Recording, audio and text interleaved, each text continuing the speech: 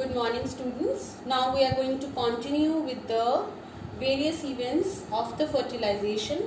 I have already explained you what is pollination. So in this, pollen grain have landed on the stigma and this phenomenon is called as a pollination.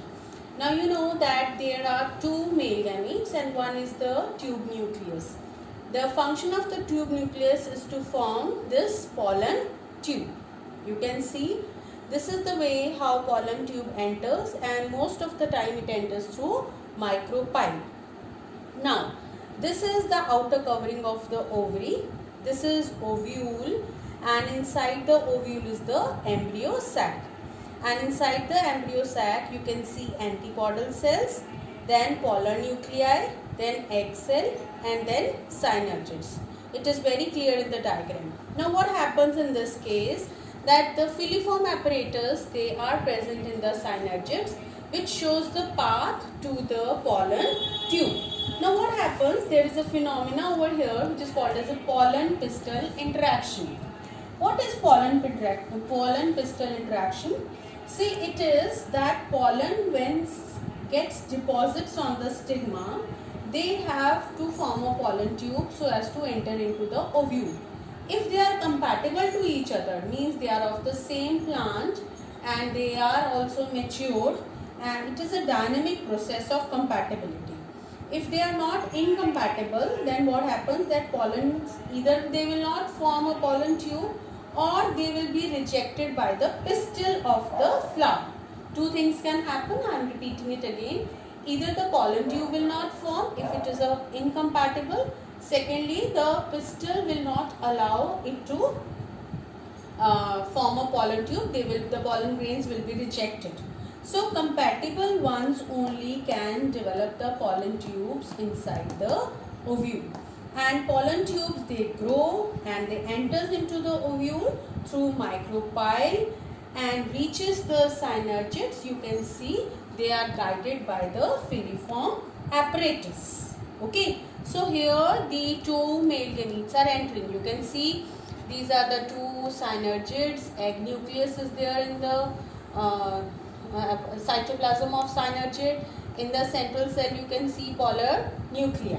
Now here you can see that one of the male gamete has entered into the central canal and another of the male gamete is there which is near to the egg nucleus. So here what happens, the double fertilization takes place. As two fertilizations are going on, that is why it is called as a double fertilization. First is syngamy and second is triple fusion. What happens in syngamy? In syngamy, one of the female gamete fuses with the male gamete to form 2N structure. Ploidy is 2N and it is going to form a zygote. It is going to form a zygote. So this is the process called syngamy. And what happens in triple fusion, that two polar nuclei fuses with the other male gamete to form 3N, and this is the formation of endosperm. So what is the ploidy of zygote? You can see ploidy of zygote is 2N and ploidy of endosperm is 3N. And as syngamy and triple fusion, they both are occurring at the same time. So that is why it is called as a double fertilization. See, endosperm, I have already told you that integuments, they cover the ovary. Nucellus, they provide the nourishment to the embryo sac. And what is the function of endosperm over here?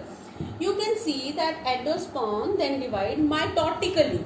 And when it divides mitotically, it forms so many nucleus. So karyokinesis is occurring. And later on it forms a cell wall around it. So when the free nuclear endosperm is there, later it forms a wall around it, then it is called as a cellular endosperm. You all have eaten coconut. In that you have seen the milk of the coconut, water in the coconut. So water of the tender coconut is the example of free nuclear endosperm. And white kernel, what you eat in the coconut, is the cellular endosperm. I hope the thing is clear to you. What is water of the coconut and what is the white kernel of the coconut. Is it clear? Now this is all about double fertilization. Then what happens in post fertilization event? You can see what happens after fertilization. After fertilization, that is the after double fertilization, development of endosperm takes place by the polar nuclei fusing with one of the male gamete. Development of embryo from the zygote. Seed is formed from the ovule and fruit is formed from the ovary. Is it clear? So these are the events which are occurring in the post fertilization event.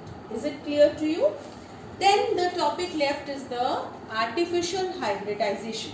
You can see over here, what is artificial hybridization? This is the hybridization which is done by man according to the need they want.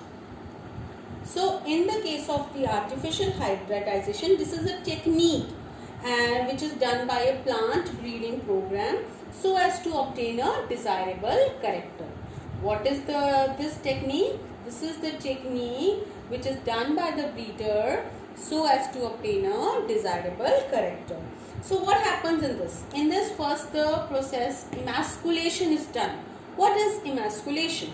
It is the removal of anthers, male part, from the bisexual flower. See, if male and female both are maturing at the same time, then but we don't want those anthers to settle on the stigma of the same flower. So what would the breeders they do? They remove the anthers from that particular bisexual flower using the forceps. So this process is called as emasculation, and this is done before the anthers gets mature, before they get dehiscent. I hope the word dehiscent is clear to you. Then that flower is called as an emasculated flower. So what is emasculated flower?